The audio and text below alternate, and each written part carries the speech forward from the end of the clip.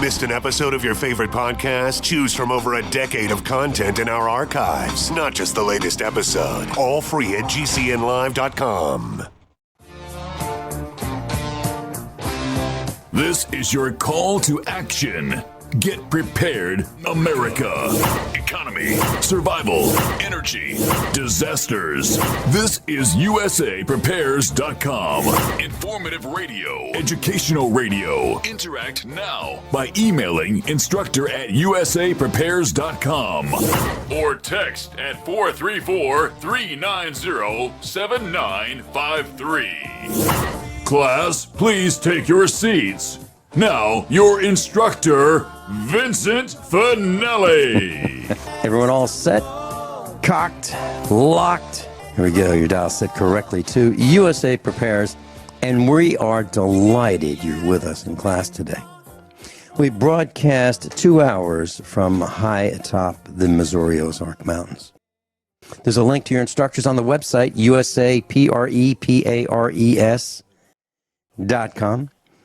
If you'd like to call us, 866-582-9933. 866-582-9933. If you'd like to take us with you as you travel or listen while you work, telephone listen line 605-477-3249. 605-477-3249. Live in Australia, Guineith Isaacs. Welcome, Guineith. Hello, Vincent. How are you this morning? I am really doing well, and I'm chuckling because of I received your email of the topics that you would like to discuss for the next 2 hours, and they are absolutely identical to the topics that I'd like to talk about, and so I opened up the. Oh, absolutely. Totally in sync. And let me share with our broadcast classroom what we're talking about. Yeah. Tax revolt. Now, when we talk about tax revolt, we're not talking about an armed revolt. What we're talking about is we'll use their rules and we will pay as little as possible in taxes.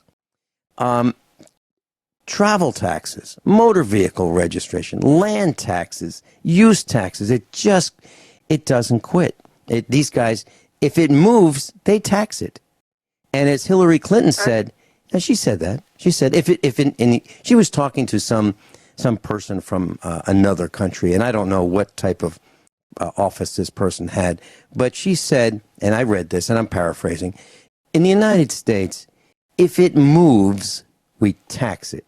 If it doesn't move, we regulate it. That sums it up, doesn't it? That about sums it up. And you should be very grateful that your president, Donald Trump, has chosen to, veto the carbon tax, because that would be a tax on you breathing. Mm-hmm. The outward breath, that is. Yeah, I'm delighted. I'm delighted. Yeah, we all are. Yeah. We all are, including the ants, right? The ants and the bugs and the bees and the turtles and the... Yeah. It's self-admittedly, they've been talking about this. By they, I mean the globalist bankster community. I've been studying their goings-on for since I was about 17 or 18 years old, which is about 24 years ago or thereabouts. And I was reading books that were written 5 and 10 years before then, okay, so that would be like 30, 45 years ago, thereabouts, and, or whatever, and they were talking about it then, and there was a fellow by the name of, what's his name? Barry Smith. He's since died. He died about 5 or 10 years ago, and he was a Pentecostal minister, and he wrote a series of books on the New World Order. You can probably still get them on Amazon. the warning, second warning, final notice, and P.S. Do you like this guy's writing style? These are the books he wrote, 4 of them. And warning about the New World Order. And he said it'll all be coming to a head around about 2017 or 2018 or thereabouts. And he was writing that about 35 years ago. These people know what they're doing. And, and nothing really happens by chance, okay? They have variations on what they can do, but ultimately they are playing a great playbook. And there's a bit of wriggle room that they've got, but not really much. But one thing we can do to slow them down, okay? A few things we can do. One thing I would urge everybody in the listening class who is inclined to pray, I would urge you to pray that the devil might be restrained over this world, because, it's absolutely awful to think of, that these people basically all worship the devil, these banksters, and they have suffered a tremendous blow, and that their choice pick, Hillary, who is a self-admitted black queen witch, has not been elected. That is a terrible, terrible blow to them, but it's very, very good for us. And Donald Trump might not be perfect, but he's not a high black queen witch. When explaining to my sons, of why I'm glad that Donald Trump has been elected, that's how I explain it. And, I remember. Mars, I mentioned this before. Tex Mars wrote a book called Hillary's Hellcat, and did an excellent piece of research that ended up in the back cover of the book. 200 unsolved murders where the evidence points squarely back to the Clintons. Yeah. I remember problem. I remember being in many meetings when I had a job back in the 1980s. And what I found in these meetings was that one person would sway the entire room. Let's say we were in a conference room. One person would bring up something, and then another person would chime in and say, I think that's a good idea. And then pretty soon, almost everybody would chime in and agree, except for me. And I would say, there's a better way. There's a better way of doing this. Or that doesn't make much sense when you consider, these other 3 things. Okay? Donald Trump, I believe, is like that. I believe when Donald Trump is in a meeting with people who believe they're his peers, and he doesn't think something's right, and someone brings something up, I have a feeling he says that's ridiculous. That makes no sense. Yeah. And he'll go out and say whatever he thinks is the right thing at that moment. And I applaud him for doing that. Now, I know for a fact it doesn't win you lots of friends. It really doesn't. And I'm sure that he's been accused of not taking that course on how to win friends and influence people. However, I think he's doing a fabulous job. Yep. I really do. And I've admitted that I have not taken Dale Carnegie's course on how to win friends and influence people. And in your email to me, it says where is it? It says, I'm trying to find exactly how you said this. Quote, I'm coming out swinging too. Now, what we mean when we say that, Guineith, well, why don't you define what that means in your words? Tax revolt, okay. I'm coming out swinging too. Well, what I meant was this. Yesterday, I was listening to your broadcast in between calls, okay? I work as a telephone psychic. And by the way, Can I make a little plug here, just in between?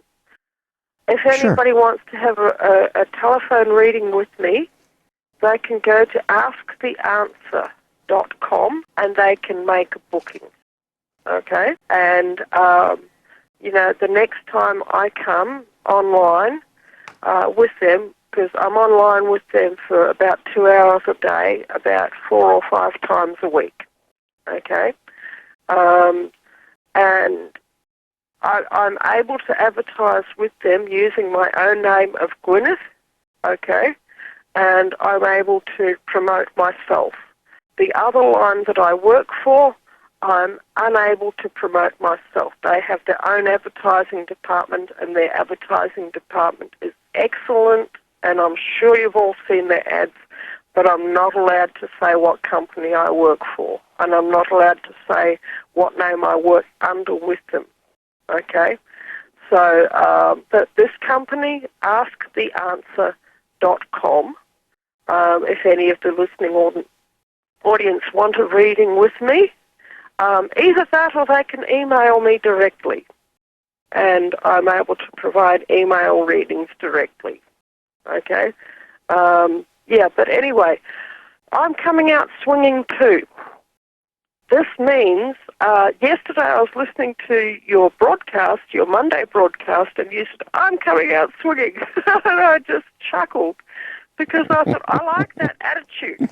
It's not a violent attitude, okay? It's something of where I'm just not going to put up with this anymore. There was a movie quote, and it was, I'm fed up with this and I'm not going to take it anymore. What movie was that from? I can't remember. Was it called Network? Something like that. I haven't actually seen the movie. Yeah, it was about broadcasting, and this. I'm not going to take this anymore. Yeah. Yep. Well, I'll tell you a little bit about what I meant by that when we come back right after this break. Class, Guineith Isaacs is with us. Guineith, I just posted on USA Prepares page number 1 at the top of the page a link about you so that our broadcast class can find that link that you were talking about. The one, asktheanswer.com/Guineith. It'll take our broadcast classroom right to that. So that's page number 1, USA Prepares class. What we were talking about was I'm not going to take it anymore. I'm mad. The film was Network, 1976, and the host was of a fictitious broadcast called UBS. The main character, Howard Beale, was the guy that he was a longtime actor or anchor, I should say, of this fictitious broadcast, and he just had it. He'd had it. He's not going to take it anymore. And that's kind of where we are. And when I talk about coming out swinging, here's what I mean. I mentioned on the air that we had been attacked, and I don't use that term lightly, by the state of Missouri, how they came after us demanding $100,000 in what they alleged were unpaid sales tax.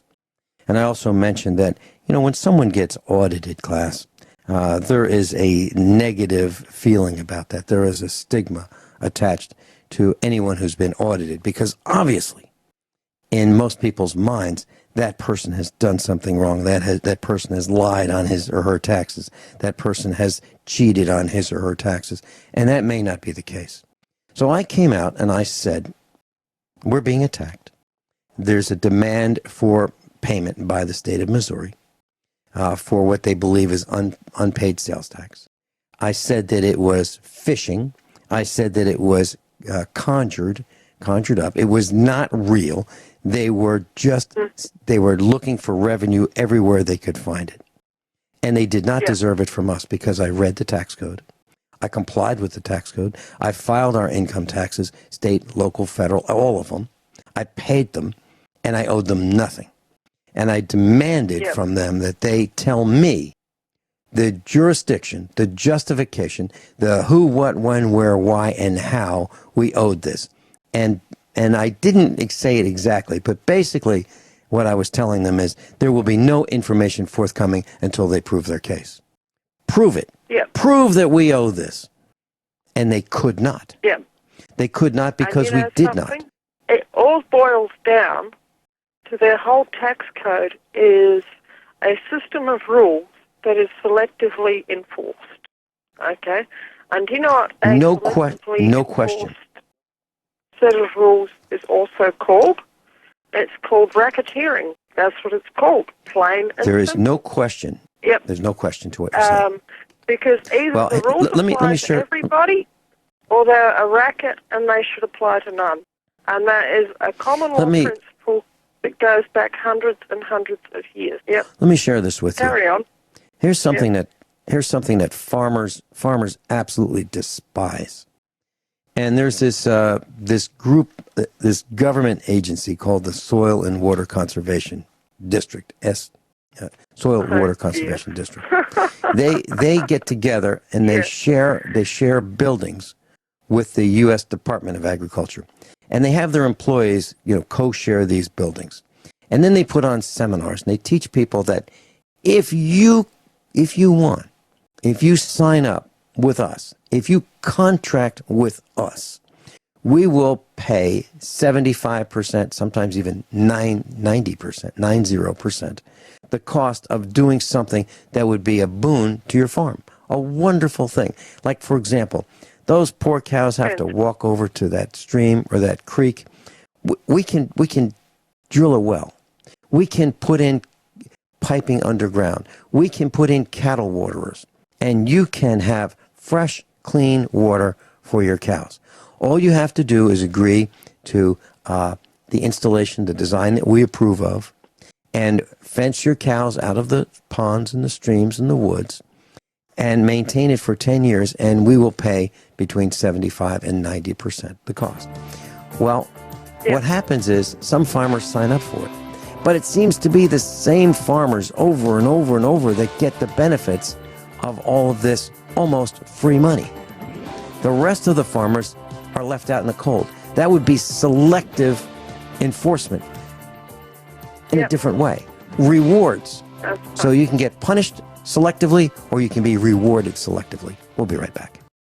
Class, if you'd like to order longevity products, we have a USA Prepares protocol and order hotline, and it supports USA Prepares. We don't have advertisers that compensate us, but this is one way that would help us a little bit if you'd like. And if you'd like to talk to Jim, USA Prepares instructor, Jim Stewart, 417-863-7149. 417-863-7149. He studied with the same professors at the same university at the same time as Dr. Joel Wallach. And he will help you. He'll help you understand what you should consider doing. 417-863-7149. That's the Dr. Joel Wallach Longevity Protocol Order Hotline with USA Prepares instructor Jim Stewart. We're talking about coming out swinging, and I'd like to share a little bit more about what we mean. When the state of Missouri attacked me, they didn't know it, but they had a tiger by the tail. And normally what happens is people are, as I mentioned, are embarrassed about being audited. They're embarrassed about being arrested because obviously when someone's arrested, the opinion is that the thought is that person has done something wrong. Well, the cops have been called on me, and four of them showed up on separate occasions. And they were going to arrest me for being at an event. My alleged crime? Criminal trespassing. Really? So you go to an event, you're a speaker at an event, literally a speaker at an event. They've got you on the flyers that say that you're going to be speaking. Vin Finelli is going to be speaking. And then some guy calls the cops and calls 911 and says, there's a guy here who's criminally trespassing. The cops show up and they're ready to haul me to jail. They go, well, hold it. I'm on the list. I'm supposed to be speaking in 10 minutes. Yeah. Here. That's right. Look. That's what they do. Now, what do? These are guys with guns, and they're trained to shoot people, Yep. and tase them, and handcuff them, and rough them up. That's what they do. So when I say come out swinging, what I mean is I'm not going to be nice. When someone We're attacks not me put up with and this threatens anymore. me, Yep.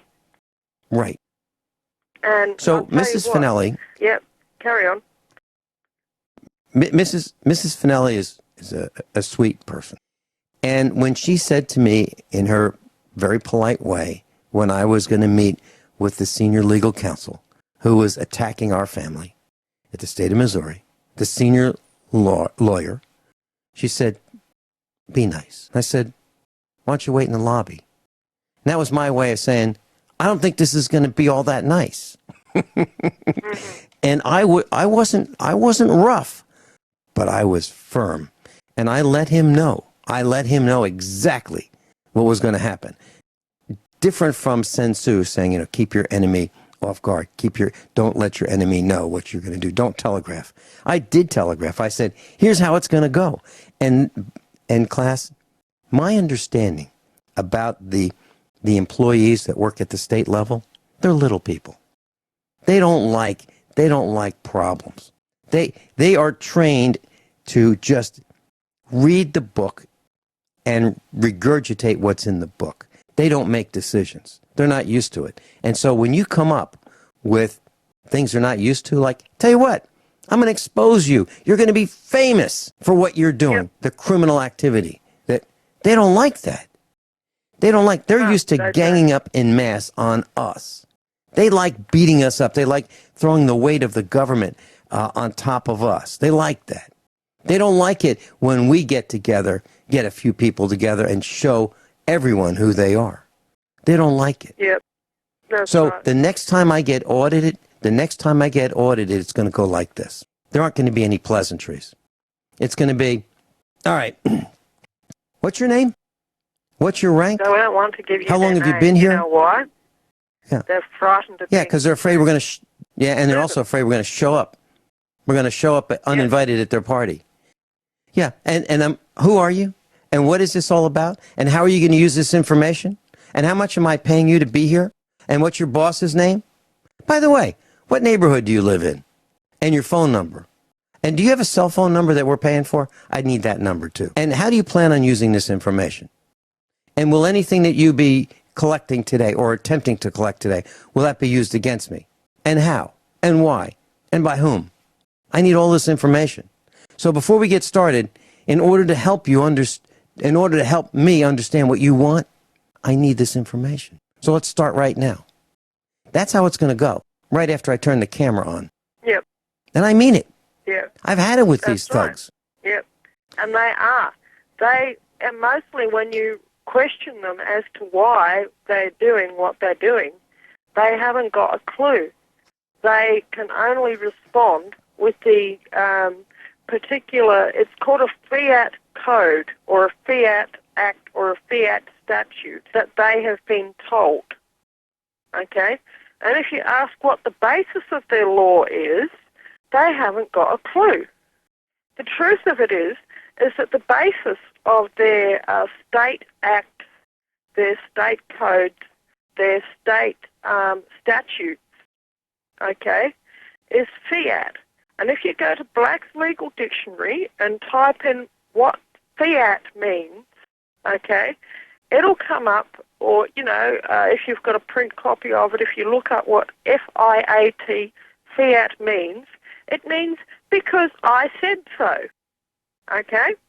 And so ultimately, a group of people got in a room somewhere and made up their mind that they were going to have this law, and it's not anything greater than because they say so. That's ultimately what it is. Well, that's no better than when I was in state school many, many years ago, and they used to have this particular creature that inhabited the state schools, and they were called school bullies. And they would tell you to do something, and if you asked why should I, do whatever activity you want me to do, you know what their standard response would be? It would be because I said so. That's it. And by the way, that's across the pond. That's across the pond as well.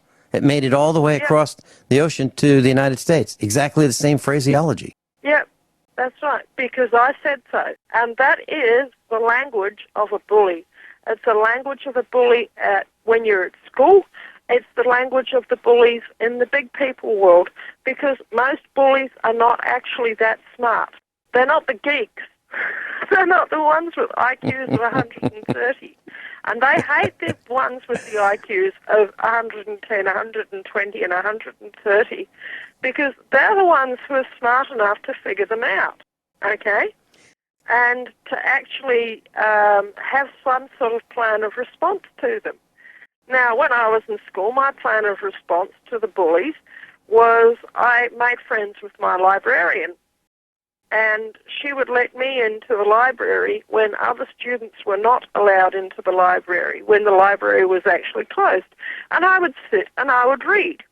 And I would read everything and anything that took my interest in the library. And I think the librarian did this. I think she knew that I was being bullied, and that if I was in the library, it was going to be a safe place. But that was how I began to accumulate my huge store of knowledge, was I read. And I read because the library was safe. I was not going to get bullied, although sometimes I actually did get bullied in the library, by other, supposed to be smart kids who are nothing but bullies anyway. But this is it. Their laws are laws because they say so. Nothing more, nothing less. And that makes them nothing but a glorified bunch of school bullies. Mm-hmm. And that's just how it is. Guineith, as you were saying this, I was thinking that our class is the largest broadcast classroom that I know of. And I'm sure we have an average IQ of at least 130. I'm talking about our students, our instructors, put us all together. I'll bet you our average IQ is 130 or better. Think about that. A bunch of independent thinkers who just don't want to take it anymore, who've had it, and who are willing to learn more and more every day about everything. That's who we are, and we're willing to share that information at no financial gain for any of us. We're just doing it because we want to. What a problem this must be for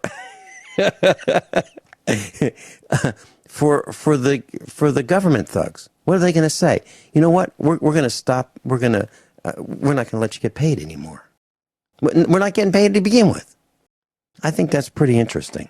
Well, so I want to share. We're mostly smart enough to have a set of skills where we can do things off our own bat to earn our own income, and they really cannot stop us from using our own skills to generate our own income. And I don't know if you've noticed this, but most people in the faculty of USA Prepares are not receiving any government check. And some of them are, like myself, I'm entitled to a government check because my children are a certain age. Okay, and everybody in this country, just about, unless you're a multi-millionaire, is entitled to this particular government check just on account of the fact that they have children. And the Australian government has done this to encourage the Australian population to breed. Okay, that's the sum of it. And the more children you have, the bigger the standard government check you get. It's called family tax benefit. But they're we do that here. We do that here. They're trying to use that as a stick to get everyone to vaccinate their children. Okay? Sure. This is an example. Hold that thought. We'll be right back. Guineith Isaacs is with us. She's in Australia. She's live. And Guineith, you were talking about government checks, and you were talking about the link toward vaccination. So you get the government check, now there's pressure to get the vaccines, right? Yeah, that's right. But you know something? They have to know that if they ever pressured myself, okay, to have my children vaccinated and held that particular sword of Damocles over me, okay, if anyone wants to know what the sword of Damocles is, you need to go on your internet search engine. Okay, it's assumed here that people are intelligent and have a basic knowledge of archetypes. Okay, It's a sword that hangs by a human hair over you, and taken from an ancient Greek myth of a Greek king who made all of his servants eat this great feast, and they weren't allowed to complain. But there was a sword hanging by a human hair above their heads. Okay, that's it in a nutshell. If they want to hang that particular sword of Damocles over me, which at the moment they're not, okay, they're going to have to accept liability if my children become ill, because I have, in my son's generation of the family, there are only 2 male children, okay, but one of them is the most severely autistic people in the state. The other one is also autistic, okay, and that's my son's first cousin. They have no other male first cousins, okay. The only other child of my siblings who had children themselves only had girls, and his wife had a huge number of miscarriages, and in all of the miscarriages where they could tell what sex the baby was, it was always a boy. And he married an Indigenous woman, and they got the daylights vaccinated out of them back in the day. So it's likely that, in my opinion, I'm not a medical expert, but I am an environmental scientist, okay? And one of the areas that I studied and specialised in at the University of Melbourne, which is an Ivy League university in Australia, one of the best universities in the country, was environmental toxins. Okay, and I had to learn to recognise the symptoms of diseases like Minamata disease, which is mercury poisoning. And it's very, very interesting to note the symptoms of Minamata disease and to note the symptoms of autism. The symptom list is practically identical. But I think that Dr. Norm Shealy could probably fill the class in better with the details of that. But I know that the vaccines have mercury salts in them. And I know that all of their male first cousins have autism. Okay? And I know that these children that are male first cousins that have autism were fully vaccinated because their mother is a nurse, and she is really, really, really into vaccines. And she, by the way, is not very healthy herself. She no longer has a large intestine. Okay. And that's really sad, but the reason why she no longer has a large intestine is because of her aspartame addiction, in my humble opinion, once again. That's just my knowledge of epidemiology as an environmental scientist. But you know something? As an environmental scientist, if you've got training in epidemiology, that is just about, you know, that's a real area of learning. And the government employs environmental scientists with a knowledge of epidemiology to conduct studies on where environmental poisonings are coming from, and they do that all the time with the EPA. But that's, you know, it's really, really interesting, coming back to it, how that is selectively enforced. Okay? So there was a case, I think it was in the United States, recently, 5 seconds. Where the EPA 5 seconds. contaminated a dam. I'm a survivor. Everyone all set? Cocked, locked. Hour number 2 of USA Prepares. Guineith Isaacs is with us. She's in Australia, live.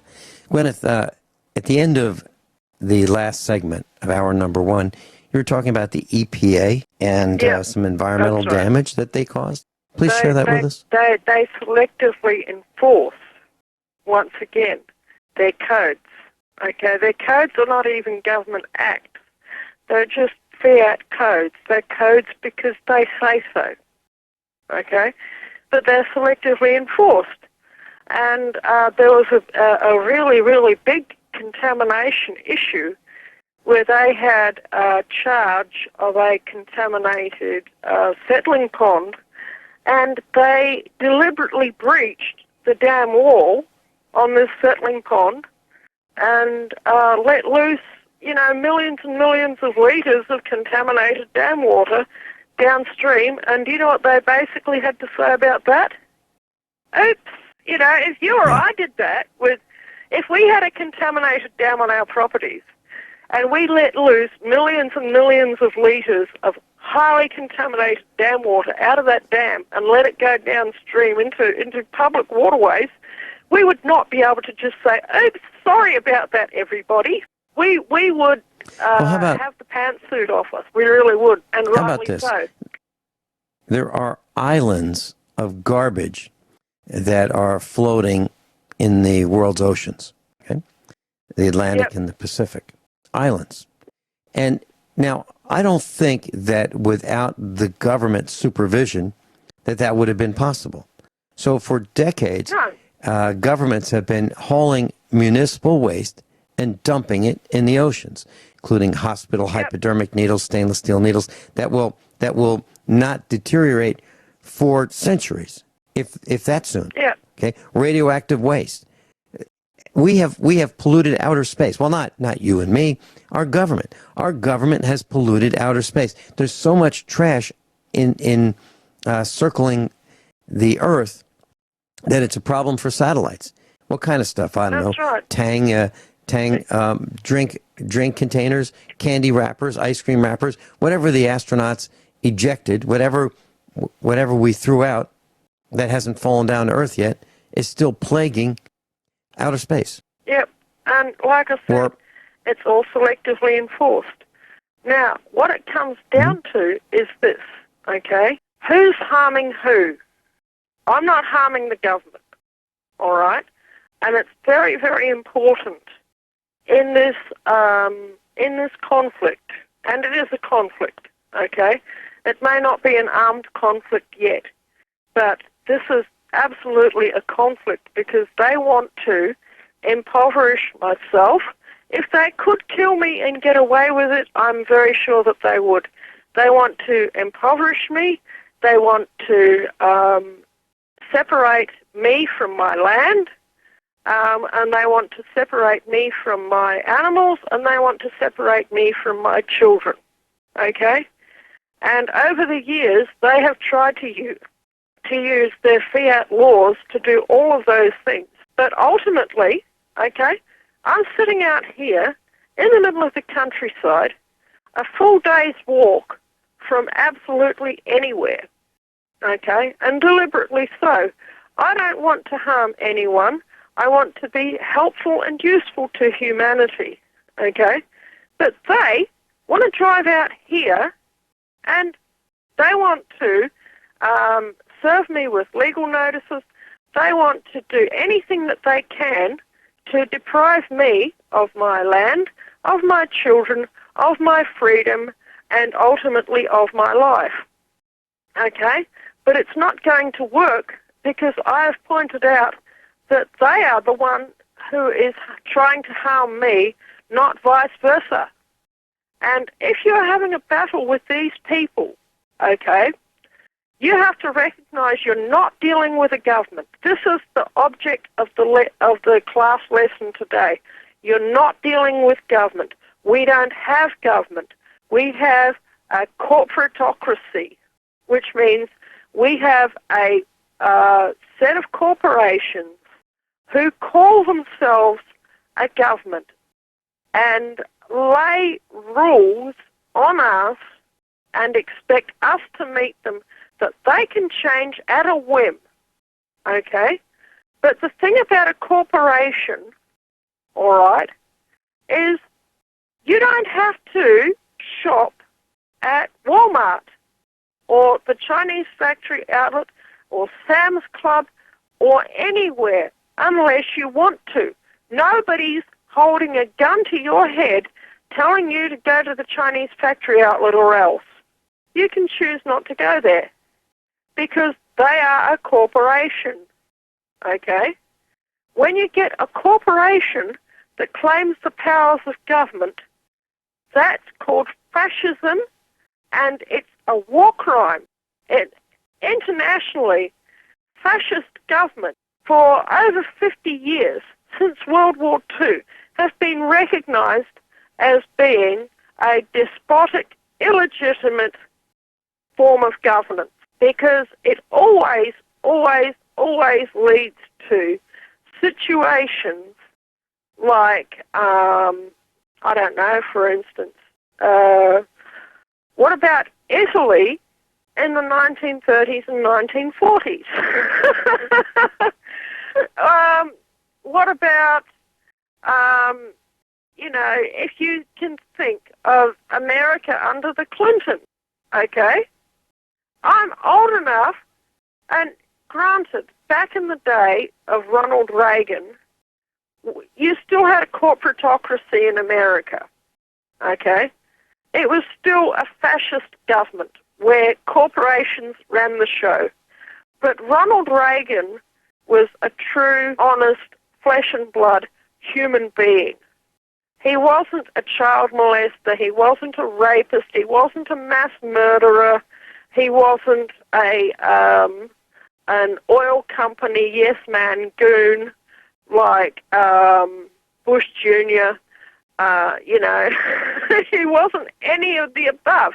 He was basically, from my research, when the bankster corporatocracy elected Ronald Reagan to be the president, okay, and said, this is going to be your next president, they thought they were getting an actor. People forget that once upon a time, Ronald Reagan was the Marlboro Man. Do you remember when Ronald Reagan was the Marlboro Man? Yeah. Do you even remember? Yeah. Does anyone remember what the Marlboro Man was? What? Tell us about that. He was He was the Marlboro Man. The epitome of macho. He was the epitome of macho. That's right. And they thought they were getting an actor when they got Ronald Reagan.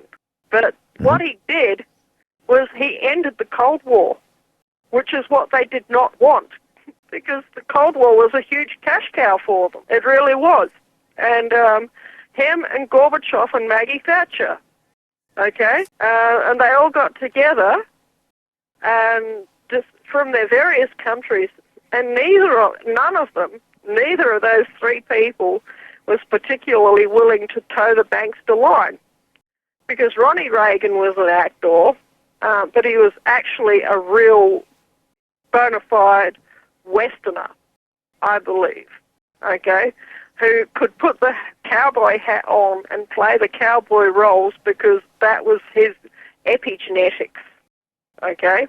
Gorbachev, I believe he was never really very communist in the first place, and Maggie Thatcher was a shopkeeper, okay? And so she was used to actually dealing with the real world because she ran a grocery store, and she ran her parents' grocery store for them back in the day, you know. And when you're talking about these people, you're talking about people who live in the real world, okay? I don't know what Gorbachev did before he got into politics, but I suspect that he wasn't a diehard commie. That he just didn't come across as such ever. But he said what he had to say to get into political power so that he could actually change things. Now, what we need to do is we need to stop consenting to contract with these evil people. And when they begin to pull the hard line and say, well, we're going to sue you, blah, blah, blah. So if you sue me, your liability is going to be exposed because you're doing X, Y, and Z to try and harm me, and you're going to open yourself up to me using UCC 1 bracket 308 on you. And if you want to go online and look at that, that means that you cannot, if you are, you cannot force anybody else to contract with you, okay, unless they consent to contract with you of their own free will. So if some government goon comes along and tries to make you contract with them, you can say, well, I don't want to do that. It's not going to be in my best interest, you know. And if they try, then say, listen, you work for a private corporation and I do not consent to contract with you. And if they then try and claim that they're a government, say, listen, look up beforehand, you've got to look up the US SEC registration and such like. The business registration in your own country of the government corporation, so-called, where you are. And then you can prove it to them. Yeah, we'll be right back. And when we come back, we're talking about tax revolt in hour number 1. Let's continue on how that works. Guineith Isaacs. I'm Vin Finelli. This is USA Prepares. Guineith Isaacs is with us. And we're talking about tax revolt. Hour number 1, and class, we're not talking about violent overthrow or anything like that. What we're talking about is, can you pay less in tax? And I am certainly interested in doing that. I am not interested in buying anything new and paying tax on it. If I can buy something that is satisfactory to me, that's a better value if I can buy it used. So in order to avoid, and it's perfectly legal to avoid paying tax. It's illegal to evade paying taxes, but it's not illegal to avoid it. So I'm interested in avoiding paying sales tax and other kinds of tax if I can. It's my money. It's my money. I've earned it, and I've worked really hard for it, and I'm not interested in squandering it on to government programs. I'm not. I think I can make better use of my money than anybody else. I'm more interested in my money than anyone else. So, yeah, and in order to do that, government yes. is just really inefficient at doing stuff. They couldn't manage their way out of a paper bag, really. Right, and I found in my business as a computer manufacturer, and I was a senior guy in terms of computer technology at our company in Virginia. And what I found was teachers, the people who we pay in the public training camps to educate our young, I found that they were not such good managers of money.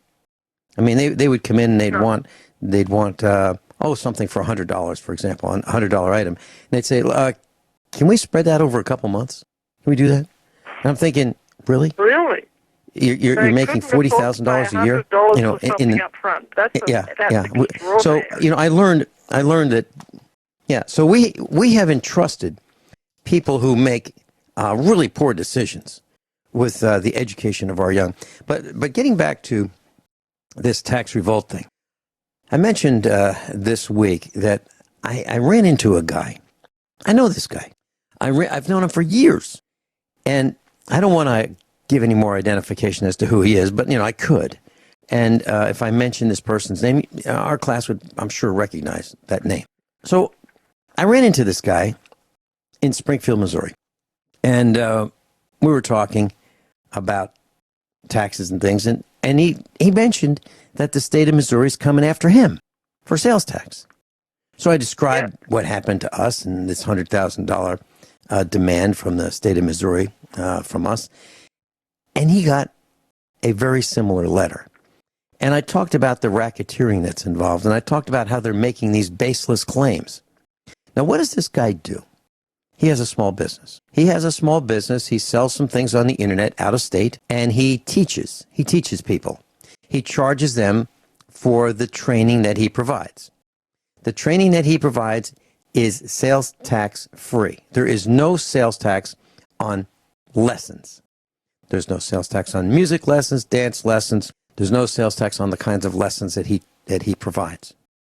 There's no sales tax due on sales that he makes on the internet that are out of state. But yet the state is alleging that he is not compliant with their rules, that he owes them thousands of dollars in sales tax that they allege he didn't pay them, and interest and penalties. And I explained to him that they did the same thing to me, and I came out swinging.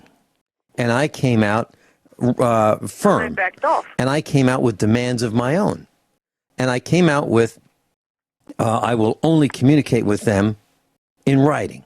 And the reason is I don't want them to say that I said, they said, I didn't because, no, it will all be in writing. So there will be no confusion and no mistakes. And I gave them deadlines that they will communicate with me, and I will receive their communication within 14 days, not 30 days that they like, within 14 days, or the matter's considered resolved. Okay, I explained it to them. Now, here's what's happening. So was it just me twice? No. We found another guy by chance. Now, how many of you are being attacked by your state government demanding that you pay sales tax that you don't owe to them with penalties and interest? Class, I'm going to give you the Dr. Joel Wallach Protocol Order Hotline, USA Prepares Hotline, 417-863-7149, 417-863-7149, and you'll be connecting with Jim Stewart. He studied with Dr. Joel Wallach. He will help you with the protocols, and the information is absolutely free. One more time, 417-863-7149. Guineith, I had a chance to get my hair cut, and I used that opportunity to come out swinging again. So the gal that cuts my hair knows me, and she knows things that I like and things that I don't like. And so I was talking about tips, and I told her no longer will I be tipping her. No longer. I'm not going to be tipping anybody from now on. And at the end of me getting a haircut, I gave her a gift. Okay, and I said, now this is tax deductible. This is not a tip. This is a gift from me to you. I appreciate you. I appreciate your kindness and your consideration and what you do. And I like you. So this is a gift, and you can receive up to $14,000 of gifts and have it be exempt from taxes. And I said, now I'm going to tell everybody I know that communicates with the public about this. So class, here is your homework. So if you get your hair cut, I'm sure that you chat with the person who's cutting your hair, and I'm sure you've probably had that person cut your hair many times, and that person's probably used to you, and you can tell that person about gifting versus tipping. So that's one way we can revolt in paying taxes. So we can help them save 20% on their taxes, on their income taxes, because we're not giving them tips, we're giving them gifts. That's waiters, waitresses, anyone who you would normally tip. What do you think about that? I think that's an excellent idea. Yep. Now, so we need to communicate that with people who can pass the word. We do. Yeah, and also, 20 or 30 years ago, if you'd asked most people what the structure was of the New York Fed, most of them would have said that it was a branch of government. This is the New York Federal Reserve. And if you had told them that it's actually a private corporation, that you would have had an instant argument with about 90% of the people. I had an argument with a guy who went to. I had an argument with a guy who went to a university. Population. Yeah, and this young man. Yeah, there's a young man who I did have an argument with, and it's because he believed that the Fed was an arm, an agency of the United States government. Now, he studied for 4 years at the university, business, finance, economics, gets a job at the criminal enterprise called Wall Street, and he still didn't know. He still believes that the Fed. I'm from, I've mentioned before, my, actual real surname is Bonham Carter. That is a bankster family. Our particular branch of the family was unceremoniously lopped off the family tree in about 1872, okay? But the stories of the carry-on of these guys has been passed down through the generations to the present. And now I'm passing them on to my sons. They've been doing this for a long time, okay? And if anyone there is in the listening audiences in a Commonwealth country, there is a law that you need to look up because it applies to you. It doesn't apply to the Americans, okay? But Canada, Australia, New Zealand, yada yada, Commonwealth countries. It's called the Statute of Monopolies, all right? And basically it says that there's certain corporations that have received charters and grants from the government, okay? That means authority to have governmental powers. Among them are the City of London, okay, and various other ones. There's Birmingham, there's Manchester, but there's actually only a handful of them, and practically all of them are inside of the United Kingdom. I think there might be a few of them in Ireland, okay? I think that Dublin is actually a corporation, okay? And it is still under the Statute of Monopolies, all right? Although I don't know if it is actually, because they are actually a republic, okay? But the point is, it says that and none other shall be established. No other corporate municipalities in the British Empire shall ever be established, okay? That means your municipality, if it's got a corporate structure, is unlawful. And they can't charge you taxes. You cannot be forced to contract with them. And if they attempt to force at the point of a gun you to contract with them afterwards, you can sue them for damages. And you can get punitive damages in the order of millions and millions and millions of dollars for them shoehorning you out of your real estate, because it's not their real estate and they've got no rights to it. By the way, a couple of weeks ago, just after, actually only about 4 days after, you remember a while back, I was facing vexatious charges against me because I was T-boned by a prime mover, and the Victoria Police, who hated me because I was exposing sex racketeering in their ranks, were trying to do me for criminal damage of the road train. That was thrown out of court, okay? And they had a liability suit unless they threw it out, all right? There is also a dead man switch operating. 4 days after that was thrown out, okay, which means they lost, I get the council pull up to my gate, a legal representative from my local shire council, pull up and try and do me for about $2,500 of property taxes that they claimed that I owed on the land, when I have repeatedly told them that their claim to governmental status is bogus because they are a corporation and they are going to get sued for punitive damages in the order of millions and millions and millions of dollars that will send them broke. Not in the Australian system, but under the UCC code, especially 1-308. And I might just convert that debt to a lien and, employ some international debt collectors, which you are permitted to under the UCC codes. I'm not talking about anything illegal or unlawful here. I'm talking about learning their codes and learning how to use their codes against them, because I have had enough. I really have. And I have got no intention of using any sort of violence, physical violence, against them. I believe that is the wrong way to go. It's you just reminded me of something. System against them. You just reminded me of something. I got a call here.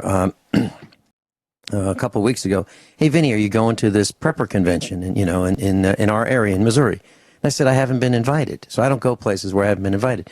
I checked with some of our other instructors. None of us has been invited. And I wonder if the reason I haven't been invited, not that I would go, but the reason I wonder if it's because the seminar that I used to teach was how to pay the same, or how to take the same tax deductions the rich take. Yeah. Meaning tax revolt. Tax revolt, that's another way of putting it. And I would teach people how they should not, literally, I would teach people in this 1.5 hour seminar how they should start their own business and take the same tax deductions that the wealthy take, and it's perfectly above board and legal. And people's jaws would drop when I would say the things that I would say. Now, I would not let it be recorded. I would not let cameras in there. Cell phones had to be off, okay? And I had the seminar attendees police themselves. I wonder if word came down to the convention people saying, "Listen, you can't have these guys because these USA Prepares guys are out of control.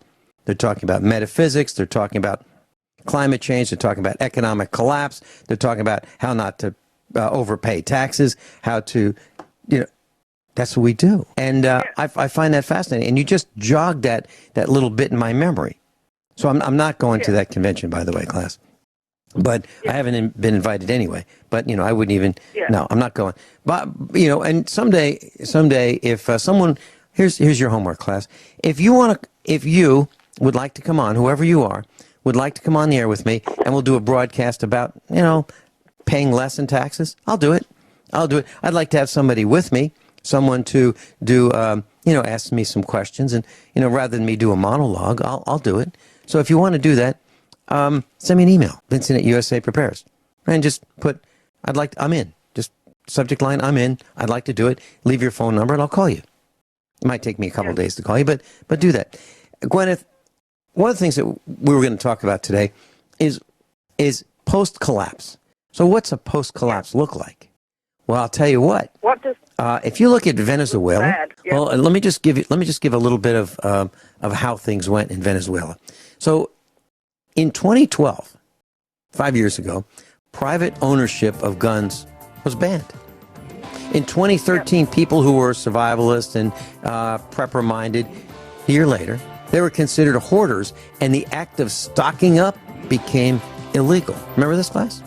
The next year, 2014, the government instituted fingerprint registration for those who wished to buy food to ensure they didn't take more than their fair share. The next year, electricity began to be rationed, and farmers were forced to turn over their harvests. Class, I've been using a term here at the farm. This will probably get me in trouble, but I want to be very careful how I define it. I've been talking about the dark days of our country, and I've been talking about the Obama administration. Now, I want to make it absolutely clear. I'm not talking about the color of his skin. I am not talking about the color of his skin.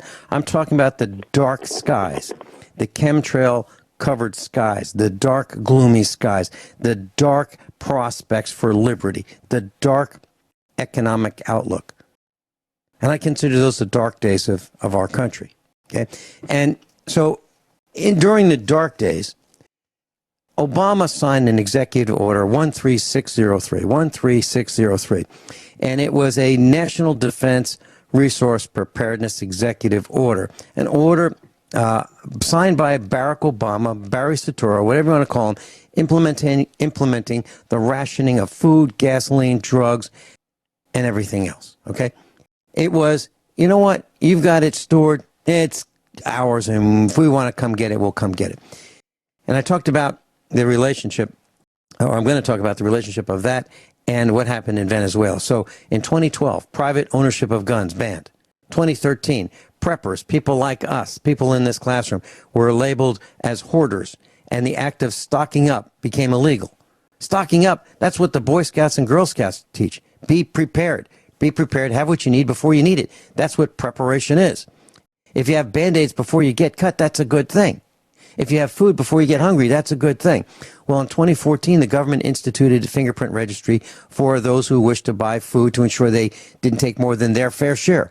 2015, electricity began to become rationed. 2016, the announcement, hey, you guys are on your own. We don't have enough for you. electricity shortage was announced, and the country was running out of everything.